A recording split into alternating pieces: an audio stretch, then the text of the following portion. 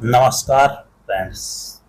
आप सभी अच्छे होंगे ऐसी हम कामना करते हैं। जैसे कि आपको मालूम है कि रेलवे में कुछ दिन पहले एक वैकेंसी अनाउंस हुई थी, जो कि उन्होंने नोटिफिकेशन द्वारा सभी को सूचित किया था। यह वैकेंसी है government of India ministry of railways के अंतर्गत। ये जो वैकेंसी है ये सेक्शन कंट्रोलर की है। अब से पहले ये वैकेंसी प्रमोशन के थ्रू भरी जाती थी, लेकिन रेलवे ने अब यह वैकेंसी डायरेक्ट पहली बार निकाली है, जो कि 60% प्रमोशन से और 40% डायरेक्ट वैकेंसी होगी। जिसके बारे में है हम आज एक विज्ञापन लेके आए हैं, जिसमें इसका विस्तृत विवरण दिया हुआ है कि कितना इसमें वैकेंसीज है और कितनी एज होगी और क्या क्या इसमें क्वालिफिकेशन मांगी हुई है। जो भी व्यक्ति स्टूडेंट इस क्राइटेरिया को फिलफिल करता है वह इस फॉर्म को भर सकता है। इसमें केवल एक अच्छी बात यह है कि इसमें एक ही सीबीटी होगा और दूसरा सीबैट होगा, यानी कि साइको टेस्ट। अब हम आपको इसके विज्ञापन की ओर ले चलते हैं। जैसे कि हम स्क्रॉल करेंगे, यह ऐसा कंट्रोल का एक पैनल है जो कि ये दिखाया गया है। इसके साथ ही हम आपको और आगे ले चलते हैं, जिसमें बहुत कुछ दिखाया गया है। ये जो इसकी टेबल ऑफ कंटेंट की हम बात करते हैं कि रेलवे ने ये है अब नोटिफिकेशन में बहुत ही अच्छी बात की हुई है कि जो पहली बार ही इन्होंने ये टेबल दी हुई है, जिसमें हम टाइम टू टाइम की कौन सी इंफॉर्मेशन किस पेज नंबर पर दी हुई है यह हम कर सकते हैं। इसी से हम नीचे लेकर चलते हैं। अब ये लिस्ट ऑफ अनअक्सरोइज होती है, इसके थ्रू हम यह भी कर पाते हैं कि इसमें इन अनअक्सरी में क्या डिपार्टमेंट्स है, कहाँ पर किन से जोन में है, ये भी इन्होंने सीरियल वाइज दी हुई है। उसके बाद हम अब आगे चलते हैं फ्रेंड्स। अब ये यहाँ पर इनकी इम्पोर्टेंट डेट्स हैं जो आप नोट डाउन या अपने दिमाग में लगा सकते हैं। इनमें सबसे ज़्यादा जो महत्वपूर्ण हो जाता है वह है इसके एप्लीकेशन फॉर्म की तारीख, जो कि आप इन्होंने दिखाई हुई है 15 तारीख। दूसरी, यदि हम बात करते हैं इसके क्लोजिंग टाइम की, तो इसके जो फॉर्म की क्लोजिंग टाइम है वह 14 तारीख है। इसके बाद इसके क्लोजिंग टाइम के बाद हम यदि तीसरी बात करें तो इसके फीस पेमेंट, यानी क्लोजिंग टाइम की फीस पेमेंट की होती है, यह बड़ा ही इम्पोर्टेंट हो जाता है। यह तारीख यह दी हुई है। इसके बाद कोई भी फीस पेमेंट आप नहीं कर पाएंगे। यदि आप ये सभी कार्य करते हुए इसमें आपके साथ कुछ प्रॉब्लम हो जाती है तो आप इस फॉर्म में करेक्शन कर सकते हो। केवल वह भी इस तारीख को यह करेक्शन होगा, यानी कि 17 से 26 तक करेक्शन विंडो खुलेगी। इसके बाद इधर का date during which eligibility candidate must provide their scribe, यानी कि स्क्राइब का मतलब होता है कि यदि आप किसी बंदे को आप OMR का जो सीट है उसे भरने में असक्षम हो तो आप अपने मतलब सेलेक्टेड किसी बंदे को अपने साथ ला सकते हो। इसके लिए रेलवे को पहले इन्फॉर्म करना होगा, जिसका फॉर्म आगे दिया हुआ है वह आपको फिल करना होगा, और आप उस बंदे को एग्जाम हॉल में अपने साथ ला सकते हो। यानी कि उत्तर आप बताओगे, बस वह केवल टिक करेगा, जो कि रेलवे के लिए एक बहुत अच्छी फैसिलिटीज है। हम अब आप को आगे ले चलते हैं। अब जैसे ही जो नोटिफिकेशन आगे बढ़ता है, यहाँ पर जो किसी भी जॉब के लिए बहुत ही अच्छा एक कह सकते हैं मोटिवेशन है, वह यह है कि इसका होता है वेतन। इसका वेतन सीपीसी लेवल 6 और सैलरी बेसिक पे 35,400 से लेकर 1 लाख प्लस जाती है। यानी कि हम सैलरी की बात करें तो इसकी सैलरी लगभग 70 से 75,000 रुपये बैठती है। एज का क्राइटेरिया भी हम देखते हैं तो यहाँ पर एज का क्राइटेरिया भी 20 से 33 ईयर है और वैकेंसी की जो संख्या है वो केवल बहुत ही कम है, यानी कि 368 है। यदि हम अलग बात करें तो यहाँ पर मेडिकल है, यह बड़ा ही महत्वपूर्ण हो जाता है। इसका A2 लेवल है, जो कि रेलवे में सबसे हाई मेडिकल की कैटेगरी में मान सकते हैं, जो कि बहुत ही डिफ़िकल्ट होता है। अब हम आपके आगे ले चलते हैं। जैसे जैसे आप करोगे, दिया हुआ है कि कैसे फॉर्म सबमिट करना है आपको, यह इतना इम्पोर्टेंट रोल प्ले नहीं करता है। आपको पता ही होगा या साइबर कैफे वाला ये दे रखा है, ये एग्ज़ाम के बारे में इन्होंने दिया हुआ है, स्टेज ऑफ एग्ज़ाम।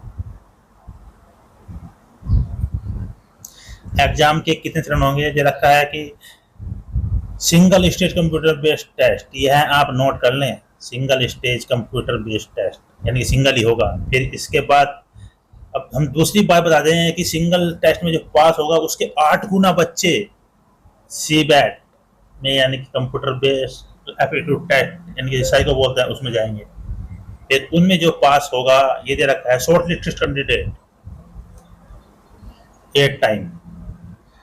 फिर इसके बाद जो उसका करेंगे, उसके बाद जब एग्ज़ाम हो जाएगा तो मेन जब फाइनल मेरिट लिस्ट लगेगी 70% सीबैट और CBT एंड 30% वेटेज होगा। उसके बाद अब हम आगे चलते हैं। नेगेटिव मार्किंग तो आपको पता ही है, यदि नेगेटिव मार्किंग की हम बात करें तो वह 1/3 होगी, यानी कि 3 क्वेश्चन गलत होंगे तो 1 नंबर आपका कटेगा। जनरल इंस्ट्रक्शन की बात करें तो यह भी इम्पोर्टेंट है, आप इसे रीड कर लेना, जो कि बहुत जगह महत्वपूर्ण रोल प्ले करता है। इसमें डॉक्यूमेंट का दिया हुआ है, कौन कौन सा डॉक्यूमेंट चाहिए ये तो आप देख ही दोगे। प्रेफरेंस ऑफ जोन्स, ये वही है, मेरिट के आधार पर राइट टू परमानेंट पोस्टिंग कहाँ होगी। फ्री ट्रेवल फैकल्टी, ये है कि SC और ST कैंडिडेट को फ्री ट्रेवल पास दिए जाएंगे, जो कि एक अच्छी सुविधा है। गाइज वैकेंसीज की बात करें तो हमें एनएक्स बाद में बात करेंगे। अभी मेडिकल स्टैंडर्ड की बात करें तो ये है जो मैं इम्पोर्टेंट बता रहा था ना आपको, ये बहुत ही इम्पोर्टेंट है। ये है medical standard for the post, इसके लिए आपको करना है इंतज़ार। ये है मेडिकल, देख लो आपको मेडिकल में क्या क्या फैसिलिटीज चाहिए होंगी। ये मेडिकल का स्टैंडर्ड ये है, ये आप चेक कर लो। यानी कि विजन होना चाहिए 6/9। अब 6/9 बिना ग्लास, यानी कि इसमें चश्मा चलेगा ही नहीं बिल्कुल भी। नियर विजन 0.6 और 0.6 विदाउट ग्लासेस की। कलर विजन नहीं होना चाहिए, बोना कलर भी विजन नहीं होना चाहिए, नाइट विजन भी नहीं होना चाहिए। ये कोई मतलब कहना का तात्पर्य यह है कि A2 मेडिकल बड़ा ही सटीक होता है, इसमें किसी भी प्रकार का ढिलाई नहीं चलेगी। यदि आपने लेसिस भी कराया हुआ है ना, वो भी नहीं चलेगा। अब यहाँ सिटीजनशिप है कि आप सिटीजनशिप में आप देख लेना, आप भारत के नागरिक हो, सिटीजनशिप में भारत के नागरिक होना चाहिए, या फिर नेपाल के होना चाहिए, या भूटान के होना चाहिए, या तिब्बत से माइग्रेट हो गए हाईवे हो, और इन देश जो नया कानून बना है इन देश से माइग्रेट चलेगा आपका। दूसरी बात हम करते हैं एज लिमिट की। एज लिमिट की जो गणना होगी वो 1/1/2026 पर होगी। यहाँ पर तुम्हारी एक कम मिनिमम 20 वर्ष और मैक्सिमम 33 वर्ष होनी चाहिए। SC ST OBC का रिजर्वेशन वही है जो कि OBC का है 3 वर्ष और SC का 5 वर्ष रिजर्वेशन है। अभी हम आगे बताएंगे इसका पूरा डिटेल। देखो ये दिया हुआ है जिनकी डेट ऑफ बर्थ है, ये पूरा वही दिया हुआ है इन्होंने कि किस प्रकार से ST का कितने साल का होता है रिजर्वेशन, ये इन्होंने दिया हुआ है। देखो OBC का नॉन क्रिमिनल 3 वर्ष हो गया और SC ST का यही हो गया 5 वर्ष हो गया। और वहीं ex serviceman with the put in the more than 6 month service attention हो गया। वही दे रखा है UR के लिए 3 वर्ष की छूट है और OBC के लिए वो छूट है। ये सब आप देख लेना एक बार, ये अच्छे से है ना। छूट वगैरह का प्रावधान गलत भी है सही भी है, सभी जैसे कि देखते हैं उसी कंडीशन में हो जाता है। ये वह दिया हुआ है कि यदि आप जनरल कैटेगरी के लिए जो फीस है वो 500 रुपये है और OBC के लिए 250 रुपये है। अब ये है कहते हैं कि फर्स्ट एग्जाम के बाद यह वापस हो जाता है, पर हमें तो अभी तक वापस नहीं मिला है जो पहला था। देखते हैं रेलवे में सही है। ये मेड ऑफ जो पेमेंट है ये ऑनलाइन होगा। इसके बाद हम आगे चलते हैं। ये फीस रिफंड के बारे में दिया हुआ है CBT 1 के। ये वर्चुअल रिजर्वेशन है जैसे कि आपने देखा।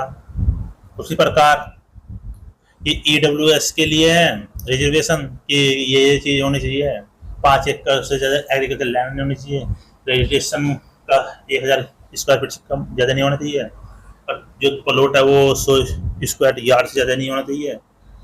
ये बस EWS के मानक है बताए गए हैं। हॉरिजॉन्टल वर्सेस एक्स सर्विसमैन के लिए एक प्रावधान दिए गए हैं। उसके बाद चलते हैं, हम आपको बताते हैं जैसे भी है। ये फिजिकल एबिलिटी के लिए है, क्या क्या होना चाहिए फिजिकल स्टैंडर्ड। चलते जाएंगे, ये डिग्री के लिए है। अब जैसे जैसे ये नहीं बढ़ती आई है कंट्रोलर की, इसमें क्या है सीटें तो कम ही होंगी पर अच्छी जॉब बता रहे हैं इसकी। अब नया पैटर्न है ये देखो रिक्रूटमेंट प्रोसेस, ये बड़ा ही इम्पोर्टेंट हो जाता है आपके लिए ना। रिक्रूटमेंट प्रोसेस में ये होता है कि जैसे आपने ये है रिक्रूटमेंट प्रोसेस, बड़ा ही अच्छा है एक सिस्टम दिया हुआ है। जैसे कि हमने मान लिया ये CBT होगा सिंगल, ठीक है। इसके बाद हम CBT CBAT होगा, फिर डॉक्यूमेंट वेरिफिकेशन होगा और बस फिर उसी दिन मेडिकल एग्जामिनेशन हो जाएगा। जैसे ही ये कंप्लीट होगा तो आप सिलेक्शन के नज़दीक हो गए। अब सबसे इम्पोर्टेंट जो इसका एक एग्जामिनेशन का जो पैटर्न है वह बड़ा ही अच्छा लगा। देखो ये CBAT का हो गया शुरू में। इसके बाद इन्होंने क्या कहा, इसके बाद इन्होंने ये कहा कि 120 मिनट में तो ये करना है, 120 मिनट में। अब क्वेश्चन करने हैं 100 और 1/3 का नेगेटिव मार्किंग है, यानी कि 3 क्वेश्चन अभी गलत होंगे तो 1 नंबर कट जाएगा। दूसरी बात पर हम यदि गौर करें तो अब इसमें ये क्या क्या पता करेंगे हम उसके बारे में आपको बता देना चाहते हैं कि ये किस प्रकार से एग्जाम का पैटर्न होगा। अब यहाँ पर देखो भाई 120 नंबर का तो पूरा पेपर होगा, ठीक है। 60 नंबर का ये होगा, 20 नंबर का ये चीज होगी, मैथ रीजनिंग ये हो गया, तो टोटल हो गया ये 100 मार्क्स का। ये कंप्यूटर बेस्ड टेस्ट है, इतने मार्क्स होंगे, टी स्कोर 42 होना चाहिए और डॉक्यूमेंट वेरिफिकेशन का ये क्राइटेरिया है, नॉर्मल मार्क्स होंगे ही होंगे। और ये जैसा हाउ टू अप्लाई, अपना अकाउंट क्रिएट करना है, फिर बस अप्लाई करना है। आपने रजिस्ट्रेशन तो किया ही होगा, पहले कोई फॉर्म भरा हुआ या नहीं भरा हुआ, तो न्यू कैंडिडेट हो तो आपको वही पहले रजिस्ट्रेशन करना होगा साइट पर जाकर। उसके बाद आप ये वो दिया हुआ है सब्सक्राइब वाला, जो मैंने आपको बताया था कि अपने साथ किसी बंदे को ले जा सकते हो, ये उसके बारे में दिया हुआ है। कौन ले जा सकता है? जिसका 40% डिसेबल हो, वह बंदा को ले सकता है। रजिस्ट्रेशन भी करना होगा, OTR में इसका मेंशन करना होगा कि आप किसे ले जा सकते हो। अब ये RRB वाइज लिस्ट दी हुई है कि किस RRB में निकला हुआ है जोन में। ये मेडिकल एप्लीकेशन है, जैसे भी आप सही समझते हो। Verification document and format of certificate, ये वही है, ये डॉक्यूमेंट वेरिफिकेशन होगा किस फॉर्मेट में ले जाना है। ये मिसलेनियस है, ये सभी का शॉर्ट फॉर्म है। ये रेलवे जोन की फुल फॉर्म दी हुई है। इसके बाद हम बात करते हैं पोस्ट पैरामीटर्स की। अब देखो इसमें यहाँ पर पोस्ट है, किसमें कितनी वैकेंसी दी हुई है, मानते हो? अब ये दिया हुआ है, जैसे कि अहमदाबाद में जनरल की है 7, अजमेर में है 12, ठीक है, वहीं भोपाल में है 4। ऐसे देख लेना आप, जैसे भी आप बिलासपुर में इतनी है 12 1 13 मिला के। अब जैसे भी आपको जोन सभी जोन अच्छा लगेगा आप उसमें कर सकते हो दोस्तों। अब ये आप अनक्सरी फर्स्ट है, ये है कास्ट सर्टिफिकेट SC ST के लिए। इस फॉर्मेट में ही आपको अपने तहसीलदार या SDM से बना कर ले जाना है जब आपके डॉक्यूमेंट फाइनली चेक होंगे, ये फॉर्मेट डाउनलोड करके। इसके बाद OBC का है, ये वही कास्ट सर्टिफिकेट। ये नॉन क्रीमी लेयर का है, ये अपना आप करना है ना कैंडिडेट को, OBC वाले को। ये वही है इशू सर्टिफिकेट इनकम वाला। अब यह है इनकम सर्टिफिकेट EBC, इकोनॉमी यानी वो EWS वालों के लिए। ये तो दूसरा है। अब हम बात करते हैं मेडिकल सर्टिफिकेट की, विजन। ये विजन सर्टिफिकेट आपको जब CBAT होगा उससे पहले डाउनलोड करके और इसे मेडिकल ऑफिसर से बनवा कर ले जाना है।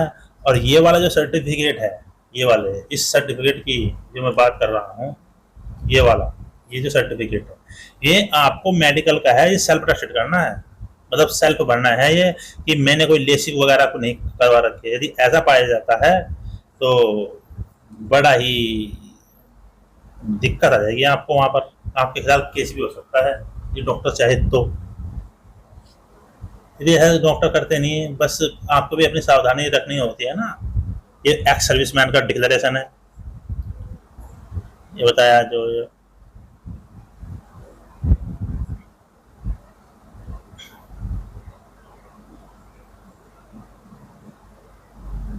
अब हम आपको आगे बता देते हैं। ये जो जिले का जो मेडिकल है ना उसका बनवाना है। ये वैसे नहीं चलेगा कि आपने कहीं से भी बनवा लिया और चल जाएगा ना, ये डिस्ट्रिक्ट वाला चलता है। डिस्ट्रिक्ट वाला आप बनवाओगे तो वो डिस्ट्रिक्ट वाला।